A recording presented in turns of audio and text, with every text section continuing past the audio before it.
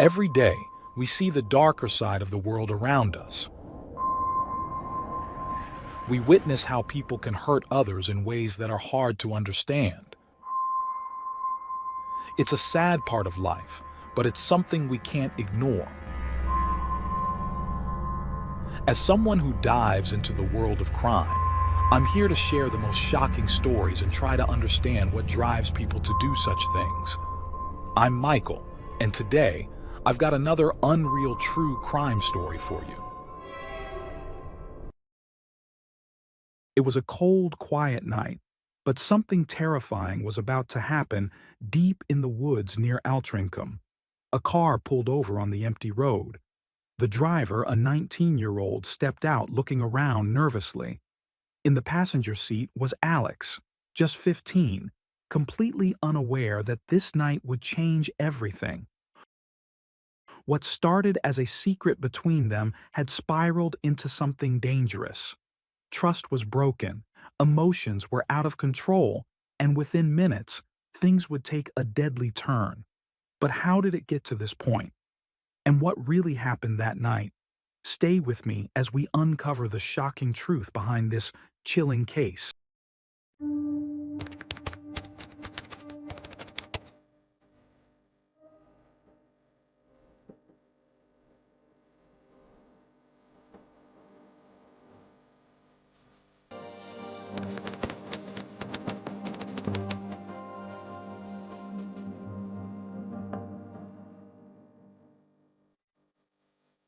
The Rada family lived a peaceful life in the village of Tabley, nestled in Cheshire, a county in northeastern England.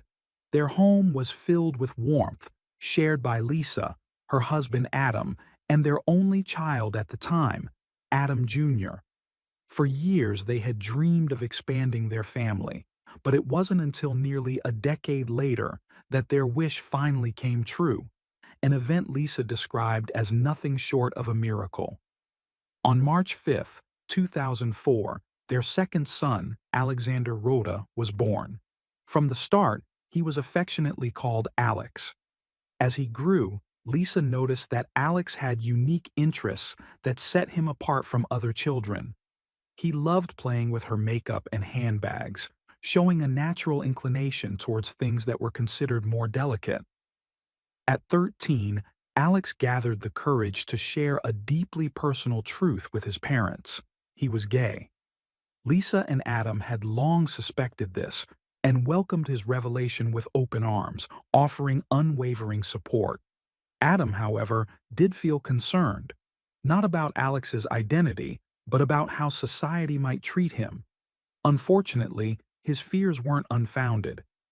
At school, Alex faced taunts from certain classmates, particularly from boys who struggled to accept those who didn't conform to their expectations. Yet Alex remained composed. Unlike many his age, he never felt the need to hide who he was. At Holmes Chapel Secondary School, Alex built a close circle of friends, mostly girls. At least 8 of them were his best friends. They adored him and embraced him wholeheartedly. These friendships became his shield as his friends stood up for him whenever he faced unkind words. With their support, Alex thrived, refusing to let negativity weigh him down. Full of joy, confidence, and enthusiasm for life, Alex was known for his infectious laughter. A bright student, he was also deeply engaged with social media. He loved sharing moments of his life, singing, dancing, and laughing. One of his social media accounts had already amassed more than 4,000 followers. He and his father shared a uniquely close relationship, one that felt more like a friendship. By the time Alex turned 15, he had become incredibly popular, his phone constantly buzzing with messages from friends and admirers alike. But one particular message, received one evening, stood out from the rest. It was from Matthew Mason, an older boy whose online presence had always carried an air of mystery. Something about it made Alex pause. Matthew, from the nearby town of Ollerton, was 19 and the son of a farmer. He had grown up in an affluent and devout household with a sprawling estate worth millions. Every Sunday morning, his family faithfully attended church. In school, Matthew had been known for his calm demeanor, much like Alex. He had also attended Holmes Chapel Secondary before pursuing agricultural engineering. A member of the Young Farmers Organization, he worked part-time as an apprentice mechanic and spent his free time fishing with his father, with whom he was particularly close. At the time, Matthew was also in a relationship with a girl named Caitlin Lancashire. In October 2019, Alex confided in Georgia, one of his closest friends, about the messages he had been receiving from Matthew. Georgia was taken aback. She had known Matthew from school and had never noticed him showing the slightest interest in men, nor had he ever hinted at being bisexual. The situation felt odd, even unsettling.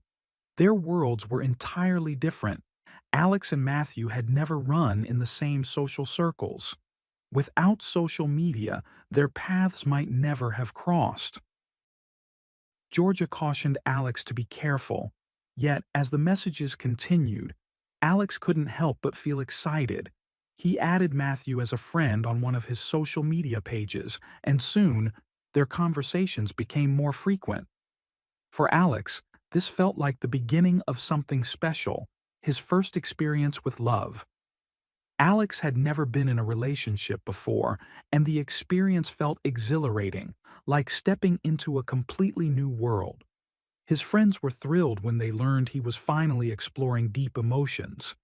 At first, the exchanges between Alex and Matthew were harmless, just casual messages.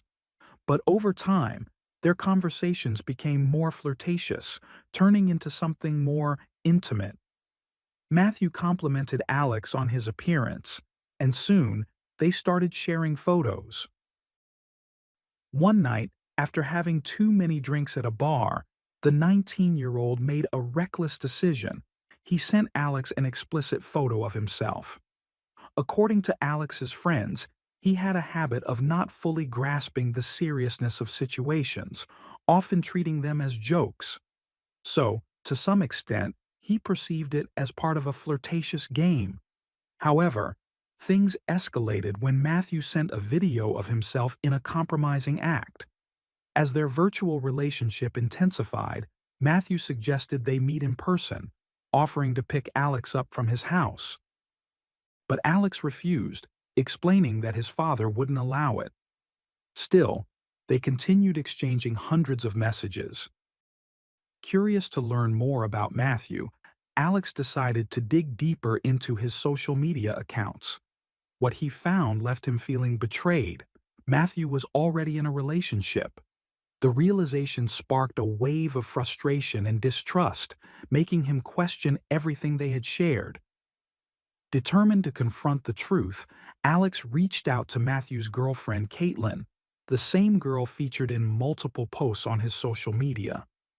On November 3rd, the 15-year-old messaged Caitlin asking if she was dating Matthew. When she confirmed it, he dropped the bombshell, revealing that he had been involved with Matthew in a secret relationship for the past 2 to 3 weeks. Caitlin was left in shock. Alex didn't hold back. He detailed the explicit exchanges between him and Matthew, even mentioning a conversation where he had tried to set boundaries.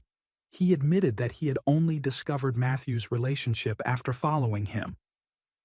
According to media reports, jealousy played a major role in Alex's actions.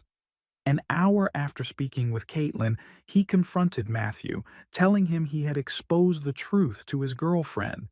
His anger and frustration were clear. He accused Matthew of deception, not only towards Caitlin but also towards him.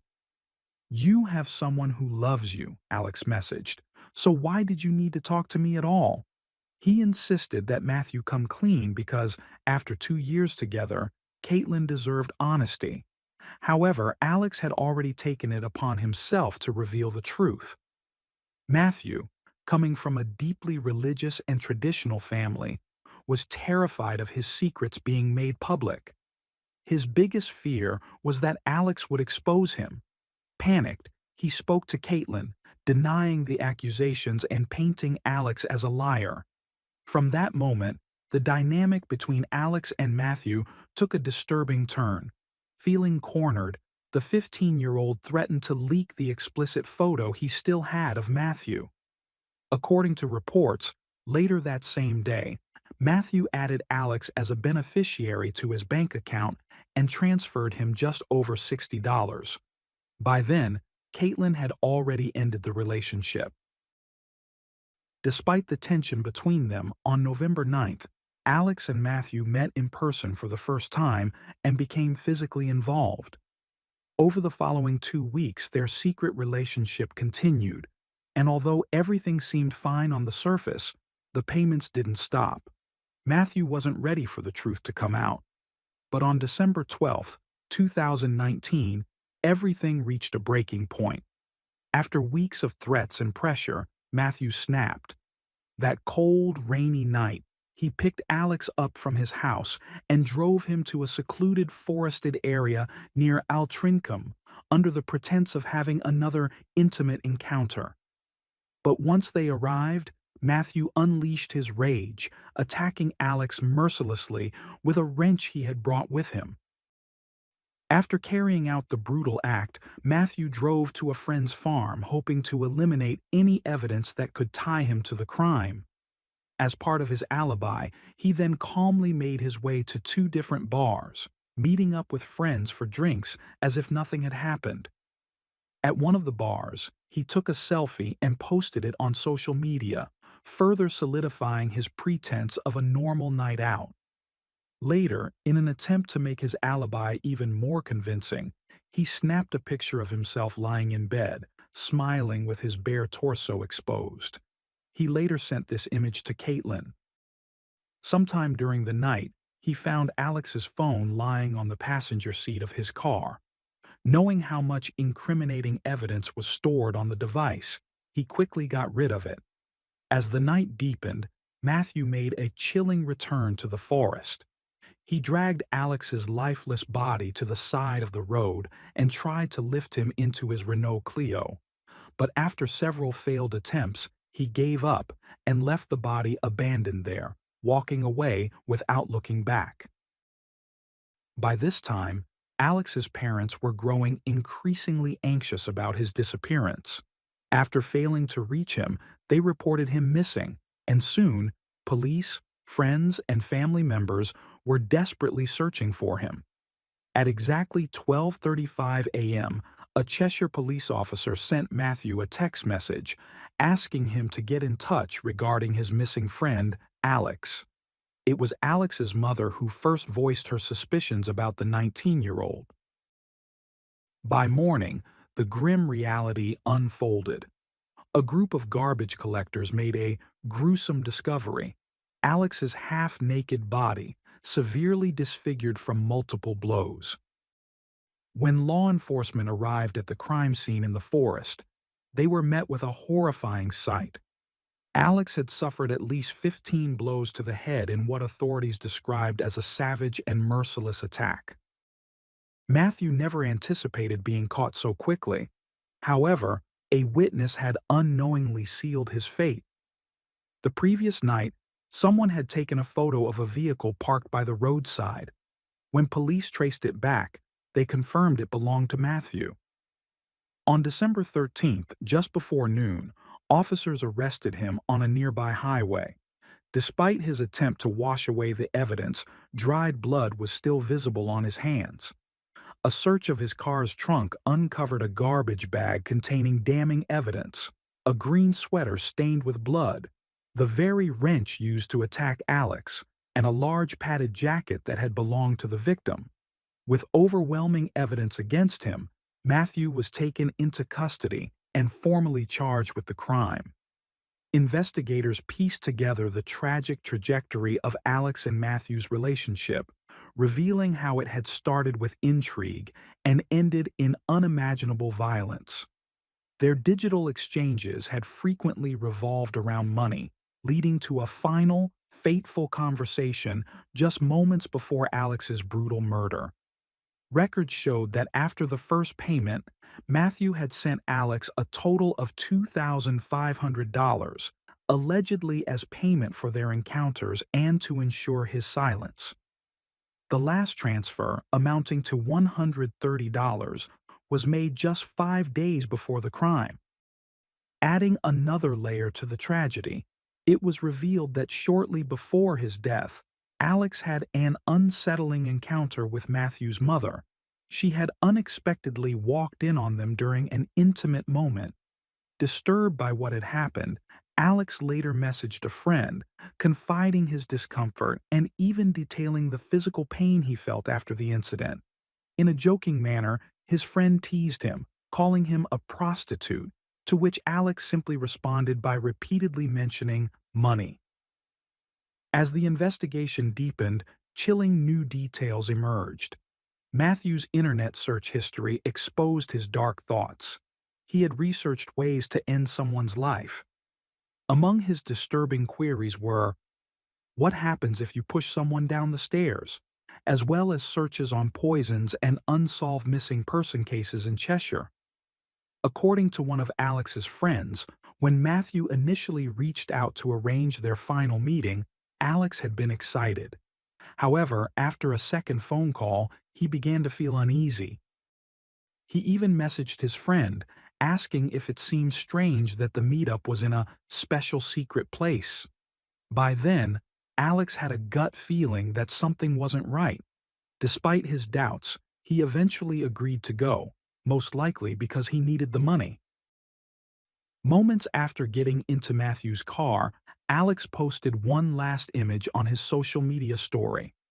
It was a simple shot of the car's interior, with a small heart emoji at the bottom. That was the final message he ever sent. Alex's closest friends, who often spoke with him about his new relationship, began to grow increasingly worried as time passed, especially when he kept asking for more money. At one point, Matthew told him that he was struggling financially and could no longer afford to send him anything. However, not long after, he transferred around $800. Alex's friends, whose identities were protected for legal reasons, later told the police that they were fully aware that what he was doing was wrong and had voiced their concerns to him. Despite their warnings, Alex chose to continue down the same path. The trial began on January 25, 2021. At Chester Crown Court, the jury heard that the two had only known each other for a few months but had been engaged in a secret and illegal relationship during that time. According to English law, a relationship between a 15-year-old and a 19-year-old is considered unlawful, as the age of consent is 16. This means that any sexual activity involving a minor, regardless of their willingness, is strictly prohibited. In his testimony before the judge, Matthew admitted to striking Alex with a wrench but attempted to justify his actions, claiming that he had lost control after being blackmailed by the teenager. According to his version of events, he and Alex had first started talking in October 2019 through casual conversations. However, as time went on, Alex allegedly began sending him late-night messages, asking personal and suggestive questions, such as whether he was wearing any clothes. Matthew further claimed that Alex had tried to attack him before his death. He also stated that he had run out of money and had lost friends and family due to the situation. Though he never explicitly stated what the payments were for, he maintained that he was under significant pressure. Additionally, he told the court that he felt ashamed and deeply unsettled after being intimate with Alex. At some point, he said, he realized that what he was doing was wrong, not only because Alex was male, but also because of his age. During the trial, prosecutors presented the full details of Alex's conversations with Caitlin, who had been Matthew's girlfriend at the time. One of the detectives strongly refuted Matthew's claim that the murder was an act of impulse. Instead, he argued that Matthew had deliberately planned the attack. He had lured Alex to an isolated location, believing that no one would find out what he was about to do.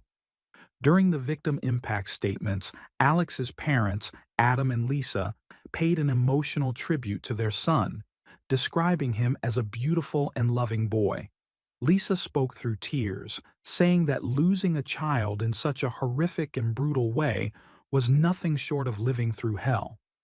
She emphasized that Alex had been raised in love, not fear, and had always been proud of who he was. He never had to hide behind a mask or pretend to be someone he wasn't.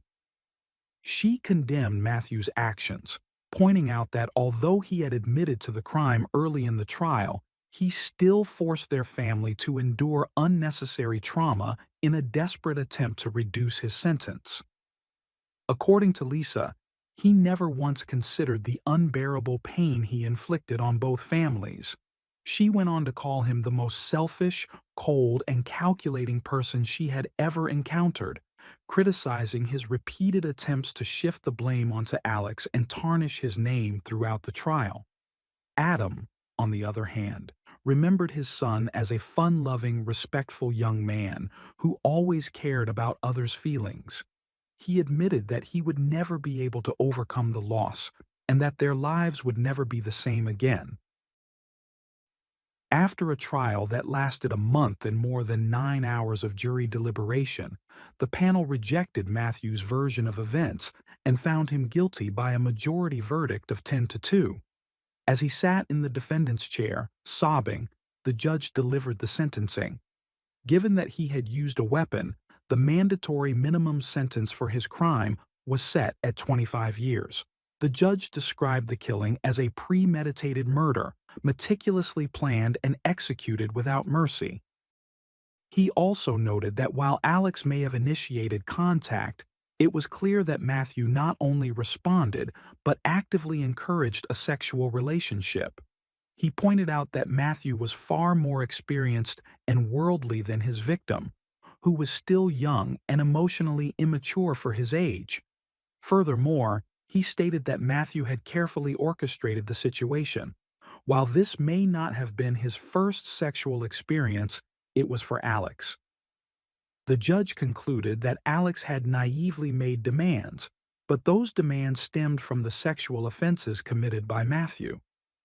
The responsibility for what transpired did not fall on Alex. In determining the sentence, the judge underscored Matthew's complete lack of empathy and the utter disregard he showed for both the victim and his grieving family. He was sentenced to life in prison with a minimum of 28 years before parole eligibility. Despite the severity of the crime, Matthew's legal team filed an appeal against the sentence. On June 23, 2021, after reviewing both written and oral arguments, a panel of 3 appellate judges ruled that the original sentence had been excessively long. They decided to reduce the minimum term from 28 years to 26.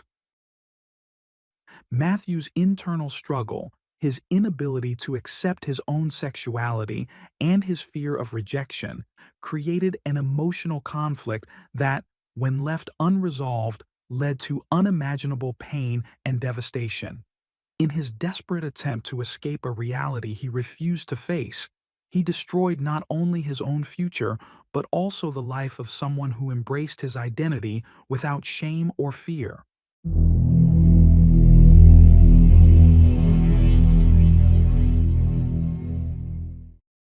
Thanks for tuning in to Unreal True Crime. If you're intrigued by mysteries from around the world, check out our new channel, Latin Crimes, where we dive into the gripping true crime stories of Latin America. Don't miss out. Subscribe now for more thrilling investigations.